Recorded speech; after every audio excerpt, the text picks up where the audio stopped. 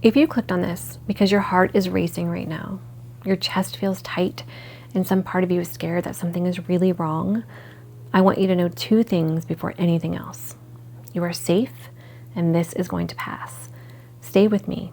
We're going to get through the next few minutes together. The panic attack and what's happening in your body right now is not dangerous, even though it feels like it. Hello, brave friend, and welcome to the listening place. If you're in the middle of a severe anxiety attack, please feel free to jump to the chapters that discuss immediate relief, which are pace breathing, the 5-4-3-2-1 technique, and the cold water technique. A panic attack is your body's fight or flight response, which fires at full strength when there's no actual danger present. The racing heart, the tight chest, the shortness of breath, and dizziness are all caused by a rush of adrenaline, which is the same exact system that your body uses to help you outrun a real threat. It feels like something is medically wrong because these sensations are very intense, but medically, a panic attack cannot hurt you. Your body is doing something it's built to do, it's just doing it at the wrong moment. This feeling that you're experiencing has a shelf life, meaning it isn't forever. It will peak and then it will come back down. Symptoms of panic attacks typically peak within about 10 minutes and then start to ease, even without you doing anything at all. A panic attack is not a state that continues indefinitely. It has a shape similar to a roller coaster where it rises, peaks, and comes down. Knowing that shape in advance can make the peak of it easier to tolerate because you know it's not the beginning of something that's going to keep getting worse, but will come down very soon. Because this feels dangerous, something that we as human beings try to do is to stop what's happening or try to fight the sensation that's occurring. When you do this, it will often intensify your fear rather than calming it down. So it's recommended to accept the sensations as temporary and uncomfortable rather than treating them as if it's an emergency that you need to fight. The goal in this panic attack moment isn't to win against that panic. It's simply to stay steady while it passes through you. Do things that help you, like slow your breathing on purpose. This is the fastest way to bring yourself back down to normal levels. Pace breathing, which is slowing the exhale of your breath so that it's longer than your inhale, signals to your nervous system that it's safe to calm down because slow, controlled exhales activate the parasympathetic nervous system, which is the rest and digest system of your body, telling it that it's safe. This breathing counteracts the adrenaline that's pumping through your body right now. So we're going to do some pace breathing together for a few moments. You'll breathe in for 4, hold for 4, and exhale for 6. So breathe into your nose for 4 seconds. Hold for 4.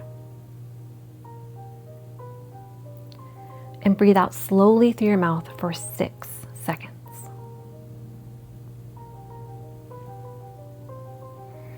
Again, longer exhale than inhale. That's the part that matters the most. Let's do that again together. Breathe into your nose for 4 seconds. Hold for 4. And breathe out slowly through your mouth for 6 seconds.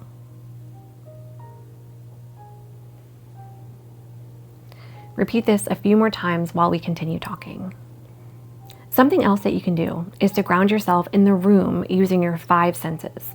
The 5-4-3-2-1 grounding technique is widely used for panic and anxiety, and it works by redirecting your attention away from the internal panic sensations and onto something more concrete in your present moment. It interrupts a spiral of frightening thoughts by giving your brain something specific and neutral to focus on. You'll look for the following things with your senses: 5 things that you can see, 4 things you feel, 3 things you can hear, and 2 things you smell, and finally 1 thing that you can taste. So let's ground you in the exact room or space that you're in right now. Pay attention to your body and then look and name 5 things you see, like your phone, an overhead light, then 4 things that you can physically feel, your feet on the floor, your hands in your lap, then 3 things you're able to hear, like really listen, your heartbeat, a dog barking. Identify 2 things you can smell, and finally 1 thing you can taste. If you need a minute to do this in silence, feel free to pause the video now. Another really effective thing that you can do that doesn't seem like it would work quickly, but does, is cooling your face and or your wrists with cold water. Splashing cold water on your face or holding cold water on your wrist triggers what's known as the mammalian dive reflex, which is a physiological response that slows your heart rate down, redirects your blood flow, and helps to conserve oxygen. It's used as part of a rapid-acting distress reduction skill for intense anxiety and panic. It's fast, requires no equipment beyond the sink, and works on your body directly rather than requiring your mind to calm down first. If you have access to a sink right now, splash some cold water in your face or run cold water over your wrists for about 30 seconds. It sounds too simple, but it actually triggers a reflex in your body that slows your heart rate down. Try it while we keep talking. Something that may ease your worry a little is the knowledge that panic attacks are far more common among teenagers than you probably would realize.